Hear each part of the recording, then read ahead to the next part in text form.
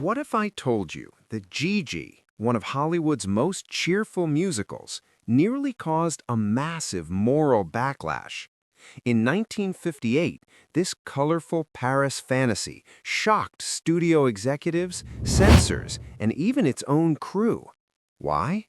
Because beneath the songs and smiles was a story many felt was not meant for families. At its core, Gigi follows a young girl being trained to become a high-class companion for wealthy men. That idea alone almost killed the film before cameras rolled. Studio heads worried audiences would reject it. Religious groups watched closely. Some critics called it dangerously charming. And yet, the movie didn't fail. It exploded. By the end of awards season, Gigi had won 9 Academy Awards, including Best Picture. But the journey there was filled with quiet panic, rewrites, hidden tension, and risks Hollywood rarely admits. 1. The dangerous story Hollywood softened. Colette's original story was considered too risky for a family musical. It focused on preparing a young girl for elite companionship, a premise that alarmed studios and censors, and even its own crew. Writers softened motivations, shifted focus toward innocence, and buried the sharpest implications in subtext. Charm, humor, and songs took center stage, so audiences remembered Paris glamour instead of discomfort. This careful disguise allowed the film to reach mainstream theaters without open backlash. 2. A Broadway failure that haunted the film. Before the movie, Gigi had already failed on Broadway. Critics and audiences felt uneasy, and producers remembered that rejection clearly. During development, the team constantly asked how cinema could succeed where theater failed. Their solution was polish. Dialogue was trimmed, tone was lightened, and music was expanded. The film became a carefully engineered second attempt designed to look effortless while quietly fixing what audiences once rejected on stage. 3. Censors controlled nearly every scene. The Production Code Office monitored the film closely. Dialogue, gestures, and romantic moments were flagged repeatedly. Scenes were rewritten to reduce direct references to money and arrangement. Camera framing was adjusted to avoid discomfort. The elegant surface of the film wasn't just style, it was strategy. Every creative choice helped satisfy moral gatekeepers while keeping the story intact enough to release nationwide without bans or cuts. 4. Songs were used as emotional camouflage. Music wasn't added just for beauty, it served as camouflage. Musical numbers slowed the story and softened emotional impact. Singing allowed characters to imply complex realities without stating them clearly. Whenever tension rose, a melody followed to relax the audience. The score acted like a velvet curtain. Beautiful and memorable, it distracted viewers from asking hard questions and kept discomfort from settling in too deeply. 5. Casting the lead was a major gamble. Studio executives wanted a famous American actress. Instead, they chose a young European performer unknown to U.S. audiences. That risk paid off. Her natural innocence changed how the story felt. A glamorous star might have made the premise uncomfortable. With a fresh face, the character seemed like a spirited girl finding herself. Casting quietly reshaped audience judgment and softened every relationship on screen. 6. Age was a silent source of panic. Behind the scenes, the lead actress's age caused quiet anxiety. Publicists avoided direct questions. Interviews were carefully guided toward music and romance. The studio feared headlines could shift perception overnight. This caution affected staging, too. Intimate moments stayed gentle and playful. Humor replaced seriousness. The goal was simple: keep audiences comfortable and avoid triggering controversy before the film even reached theaters. 7. Maurice Chevalier was the film's anchor. Audiences trusted his warmth and charm instinctively. Producers believed that if he treated the story lightly, viewers would follow his tone. His scenes framed the world as whimsical rather than troubling. He became the emotional anchor that balanced the film. Without him, executives feared the movie would feel colder and more questionable to conservative audiences. 8. Paris was a fantasy, not reality. Much of the Paris shown in the film was built on studio backlots. Streets were cleaner, colors brighter, and spaces wider than real life. This fantasy wasn't accidental. A dreamlike Paris signals fairy tale rules, not everyday reality. By heightening the setting, the film encouraged audiences to suspend judgment.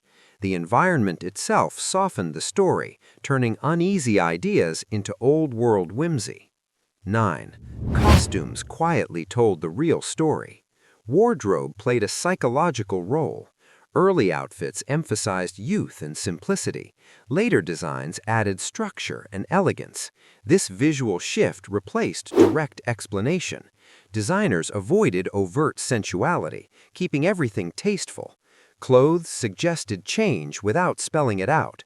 Costume design became a censorship-friendly storytelling tool, guiding emotions and implying transformation, while dialogue stayed polite and safe. 10. The ending was completely rewritten.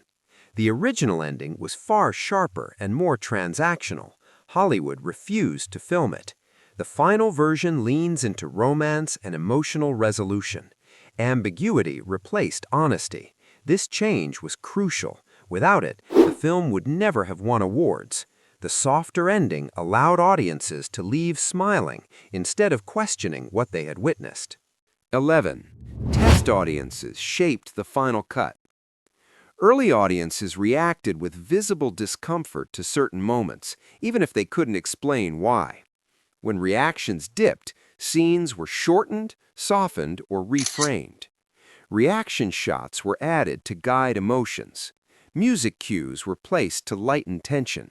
Humor was used to reset the mood. This constant feedback loop slowly pushed the film away from realism and deeper into fantasy. The final cut wasn't just an artistic choice, it was a reflection of what 1950s audiences would accept and what studios were afraid they would quietly reject. 12. Critics praised style, not meaning. When the film was released, many critics avoided discussing its deeper implications. Instead, reviews focused on color, music, costumes, and visual elegance. Craft was praised, meaning was ignored. This selective attention helped the film enormously. When discussion stays on beauty, audiences feel safe enjoying the experience. Few were encouraged to question what the story truly represented. By steering conversation towards style, critics unintentionally protected the film from controversy. Silence around uncomfortable themes became part of its success, allowing it to be admired without being deeply examined in public discourse. 14. It revived the Hollywood musical. At the time of its release, Hollywood musicals were losing momentum. Studios feared audiences were tired of song and dance spectacles. This film proved them wrong. Lavish sets, grand orchestration, and rich color cinematography suddenly felt exciting again. Even viewers who didn't deeply connect with the story came for the experience. The success reassured studios that musicals could still dominate the box office and award season. As a result, more large-scale musical projects were approved. The film didn't just succeed, it helped revive an entire genre that was slowly fading. 15. European stories became marketable again. Before this film, Hollywood had grown cautious about foreign settings and European themes. Executives worried American audiences wouldn't relate. This success shattered that belief. The film proved that European elegance, when packaged as romance and luxury, could be highly profitable. Afterward, studios embraced international adaptations with greater confidence. Continental accents, foreign cities, and old-world sophistication became selling points rather than risks. The movie quietly expanded Hollywood's idea of what was marketable, opening doors for more globally inspired stories in mainstream American cinema. 16. The film aged in unexpected ways. When the film premiered in 1958, most audiences accepted it without much question. Decades later, reactions changed. Modern viewers notice power dynamics that earlier generations overlooked. What once felt charming can now feel complicated or uncomfortable. This shift makes the film a cultural time capsule. It captures the values, blind spots, and storytelling norms of its era. Each generation interprets the same scenes differently. That evolving response keeps the film alive in discussion, not as a relic, but as a mirror reflecting how societal values change over time. 17. It's studied more than casually watched. Today, the film is often discussed in classrooms rather than casually viewed at home. Film scholars analyze how tone, music, color, and fantasy soften morally complex ideas. It's used to teach how cinema guides emotion without direct argument. The movie shows how presentation can shape acceptance. Students study it not just for entertainment, but for technique. This academic afterlife gives the film renewed importance. It survives as both a classic musical and a lesson in how storytelling can influence perception through craft rather than logic. 18. Success silenced moral debate. Before release, moral concerns filled studio meetings. After release, they vanished. Box office success and public praise changed everything. Profit replaced principles. What was once whispered became celebrated. Executives stopped worrying about interpretation and focused on momentum. This pattern repeated across Hollywood history. When a film succeeds, controversy loses its power. Success reframes risk as boldness. In this case, commercial victory erased hesitation and turned potential criticism into confidence, proving that applause and revenue can quiet even the loudest internal doubts. 20. Mood controlled the message. Every creative choice served one purpose: control the mood. Gentle lighting, playful humor, warm pacing, and soft music kept audiences relaxed. This wasn't accidental. A harsher tone would have changed how the story was received. By shaping emotion, the filmmakers shaped interpretation. When viewers feel safe, they question less. Presentation guided acceptance more than dialogue ever could. The film became proof that feeling often matters more than facts, showing how cinema can steer judgment simply by controlling atmosphere and emotional rhythm. Gigi smiles at you. It sings, it sparkles, but underneath, it asks something bold. Can a story be beautiful and uncomfortable at the same time? That question helped redefine Hollywood, and it still matters today.